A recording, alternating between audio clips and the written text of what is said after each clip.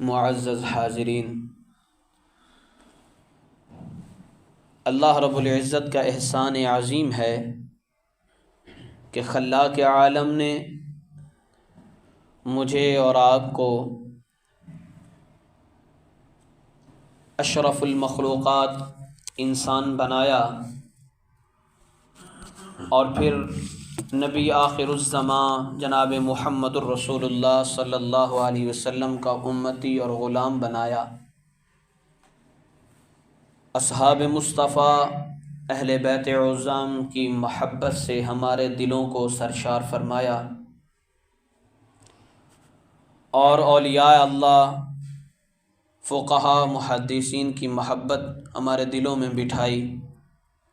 اس پر اللہ کا جتنا بھی شکر ادا کیا جائے کم ہے۔ اللہ نے ہمیں اتنی سمجھ عطا فرمائی کہ ہم خدا کو خدا، مصطفیٰ کو مصطفیٰ مانتے ہیں۔ مصطفیٰ کو خدا نہیں بناتے، خدا کو مصطفیٰ نہیں بناتے۔ ہم اہل بیت عظام کو نبی سے بڑھ کے درجہ نہیں دیتے اور نبی کو نعوذ باللہ اصحاب مصطفیٰ سے گھٹا نہیں دیتے۔ ہم کسی کی اندھی تقلید نہیں کرتے، یہ اللہ کا ہم پر احسان ہے۔ عزیز بھائیو، دنیا میں ہر استعمال ہونے والی چیز جب ہم خریدنے کے لیے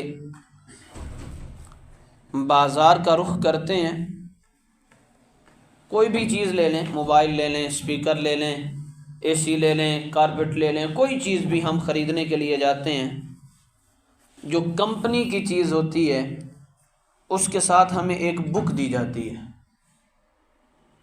کہ آپ اس کی اسٹڈی کریں، مطالعہ کریں، آپ کو پتہ چلے گا کہ اس چیز کا استعمال کیسے کرنا ہے، اس چیز کو کس طریقے سے چلانا ہے، کس طریقے سے روکنا ہے، بند کرنا ہے، کس درجے تک استعمال کرنے کے بعد اس کو بند کرنا لازم ہو جائے گا۔ ہر چیز اس بک میں ہمیں موجود نظر آتی ہے۔ اسی طرح یہ جو ہمارے جسم کی مشینری ہے، جو ہم انسان پھر رہے ہیں، ہمیں چلانے کے لیے، ہمیں دنیا میں زندگی گزارنے کے لیے جو قواعد و ضوابط لاگو ہوتے ہیں وہ اللہ رب العزت نے قرآن مجید میں تمام کے تمام ہمیں بتلا دیے ہیں۔ ہمیں بتلا دیا ہے کہ اپنی زندگی کو کس طریقے سے گزارنا ہے، اپنی زندگی کے نشیب و فراز اب کس طریقے سے گزار سکتے ہیں، کہاں پر زندگی کے کس موڑ پر، کس لمحے میں، کس لحظے میں اللہ کا کیا حکم ہے، رسول اللہ صلی اللہ علیہ وسلم کا کیا فرمان ہے، یہ سب چیزیں اللہ نے ہمیں پہلے سے ہی بتلا دی ہیں۔ جیسا کہ آج میں نے آیت مبارکہ تلاوت کی جس میں اللہ رب العزت نے ہمیں وضو، مسح اور تیمم کے احکام بتلائے ہیں۔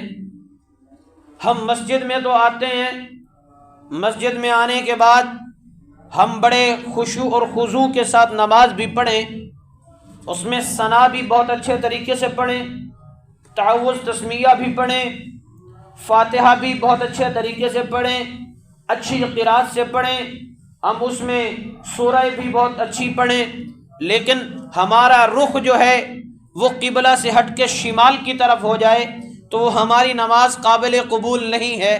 اس لیے کہ نماز تو بہت خشوع خضوع سے پڑھی، لیکن اس میں ہم نے جو طریقہ، جو صحیح رخ اللہ نے ہمیں بتلایا، اللہ کے نبی جناب محمد رسول اللہ صلی اللہ علیہ وسلم نے ہمیں بتلایا، ہم نے اس رخ کی طرف اپنا چہرہ نہیں کیا، اس طرف اپنا منہ نہیں کیا، اس لیے وہ ہماری نماز قابل قبول نہیں ہے۔ اسی طرح ہم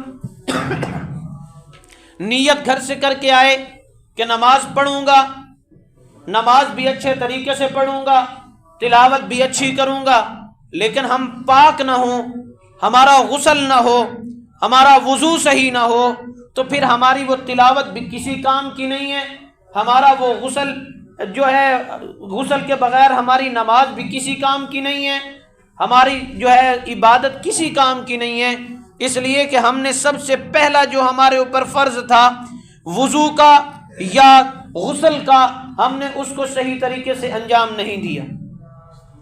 اللہ تعالیٰ نے قرآن پاک میں فرمایا یا ایھا الذین آمنوا اذا قمتم الی الصلاۃ، اے ایمان والو جب تم نماز پڑھنے کا ارادہ کرو تو تم اپنے فاغسلوا وجوہکم، اپنے چہروں کو دھو لو اور اپنے بازوؤں کو کوہنیوں سمیت دھو لو، سر کا مسح کر لو اور ٹخنوں سمیت اپنے پاؤں کو دھو لو، اور اگر تمہیں نہانے کی حاجت ہے تم نہا کر پاک ہو جاؤ، اور فرمایا اگر تم بیمار ہو یا سفر میں ہو یا تم میں سے کوئی شخص اپنی بیویوں کے قریب چلا گیا اور پانی نہیں تمہیں مل رہا، پانی حاصل نہیں کر سکے، تو فرمایا پاک مٹی سے تیمم کر لو۔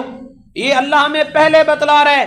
اللہ ساتھ یہ بھی فرما رہا ہے کہ میں یہ نہیں چاہتا کہ تم پر تنگی کی جائے، تمہیں تنگ کیا جائے۔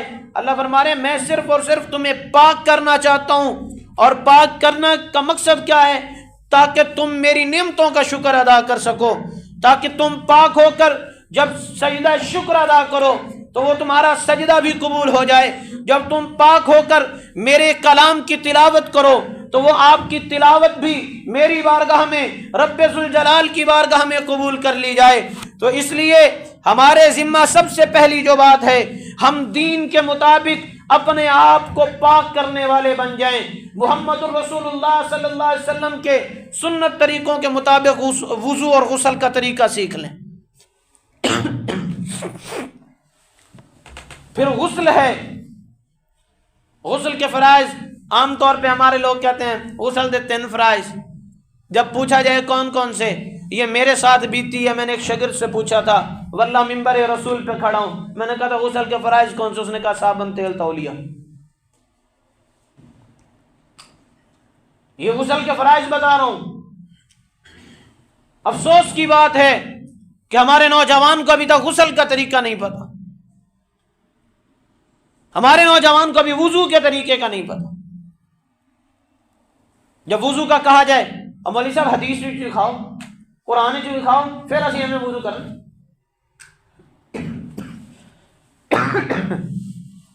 سب سے پہلے غسل ہے۔ غسل کے لیے کیا ہے کہ اپنے دونوں ہاتھوں کو دھوئے۔ جب اپنے ہاتھوں کو دھو لے تو بائیں ہاتھ سے اپنی گندگی کو صاف کرے۔ جب گندگی کو صاف کر لے تو پھر مٹی یا صابن کے ذریعے سے پھر اپنے ہاتھوں کو صاف کرے، وضو کرے، سر کا مسح اور پاؤں نہ دھوئے۔ اس کے بعد اپنی انگلیوں کو پانی میں بھگو کے اپنی انگلیوں سے سر میں خلال کرے تاکہ بالوں کی جڑوں تک پانی پہنچ جائے۔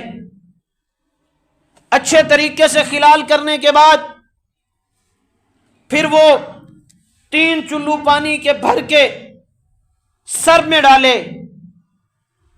پھر وہ اپنے دائیں سائڈ پہ پانی ڈالے۔ آج کل کیونکہ چلو کا رواج نہیں ہے، ڈبوں کا رواج ہے، یا پھر ڈائریکٹ ہم فواروں کے ذریعے سے نہاتے ہیں،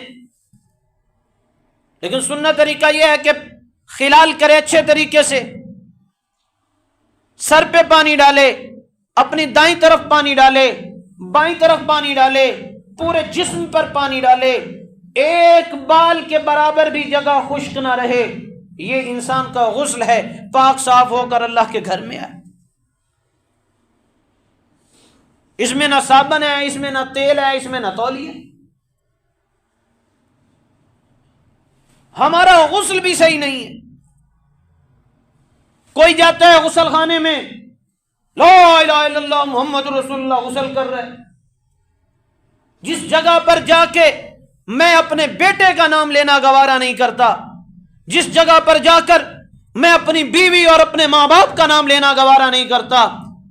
وہاں پر اگر میں نے اپنے بچے کو بلانا ہو تو میں دروازے پہ دستک دیتا ہوں، میں نے اپنی بیوی سے کوئی چیز منگوانی ہو تو دروازے پہ دستک دیتا ہوں، وہاں میں اللہ اور اس کے رسول محمد رسول اللہ کا نام اونچی آواز سے پڑھ رہا ہوں۔ کیا یہ میں محمد رسول اللہ سے عشق کر رہا ہوں یا حضور کے ساتھ بغاوت کر رہا ہوں؟